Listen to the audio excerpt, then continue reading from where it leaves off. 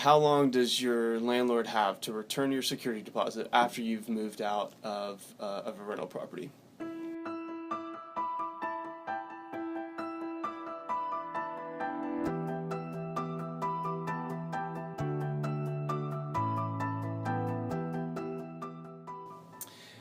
After you move out of a rental property, your landlord has 15 days to return your security deposit if he or she is not making any claims on the deposit. In other words, if he or she is not wanting to deduct any charges for cleaning or damages, anything like that.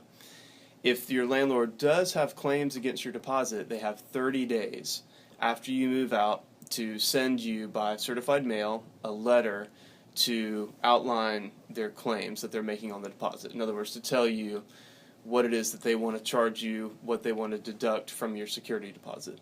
They have 30 days to send that to your last known address, which is one reason you want to have your mail forwarded. When you move out of a rental property, you'll want to have your mail forwarded to a new address because the notice that your landlord is required to send you will go to your last known address, and if there's no forwarding address, it will go to the house that you moved out of.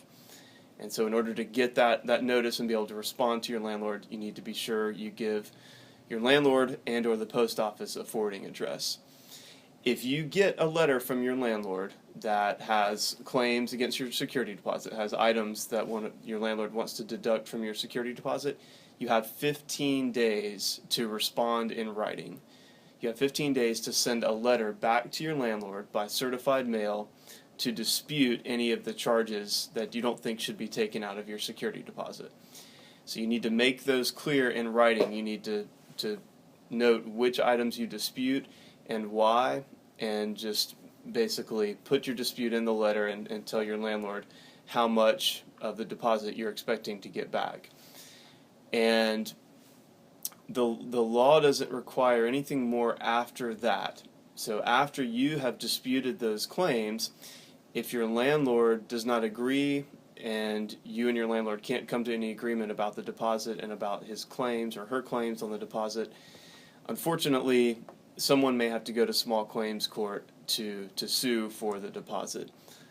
If you don't have a written lease, or if you are moving out before the end of a written lease, you need to give your landlord notice. You technically need to give them 7 days advance notice, and you need to give them a forwarding address.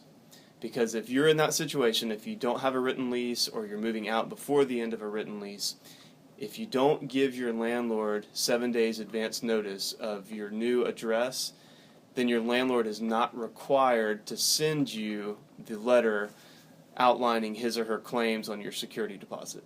So to make sure that your landlord has to send you notice of any claims on your deposit, make sure you provide ahead of time your forwarding address.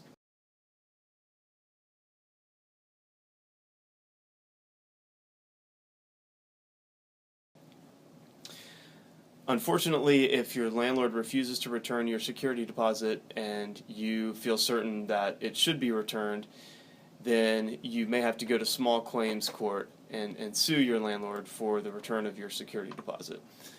There's no other process under the law for forcing the landlord to return the security deposit. After the landlord has sent the notice of claims on the deposit and after you have disputed those claims, that's the end of the process that the law sets out. And so then the parties are left to go to small claims court to litigate over who should have the security deposit.